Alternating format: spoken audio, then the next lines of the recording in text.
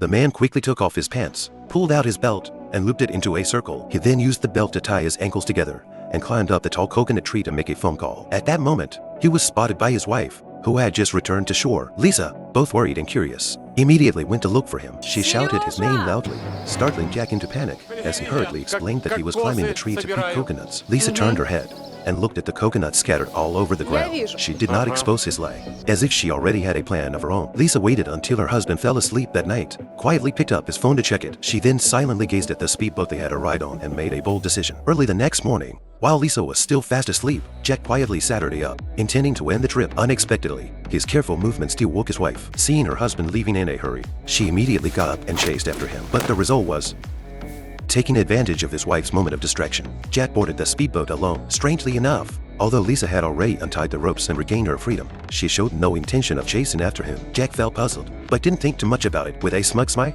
he waved at his wife and slammed the throttle, speeding away. What he didn't know was that beneath the fast-moving boat, a long rope was firmly tied to a coral reef on the seabed. As the speedboat went farther and farther away, the rope was quickly pulled straight and taut. The next second, this was only the beginning of the plan. After Lisa entered the jungle, she used branches and vines to make a bow and arrows. When Jack returned to the island and was about to confess his mistake, Lisa suddenly raised her hand and released an arrow. The sharp arrow had grazed past his face. Jack stared at the arrow shaft in terror. Before he could react, Lisa drew the bow again. Seeing this, Jack immediately turned and ran. Lisa leapt high into the air and fired another arrow with all her strength, aiming straight at Jack's back. At the critical moment, Jack accidentally slipped and fell down the slope. He quickly grabbed a wooden stick beside him and narrowly escaped death. At this time, Lisa did not chase after him. Instead, she returned deep into the jungle to search for food. What she didn't realize was that this moment of mercy would give her husband a chance for revenge.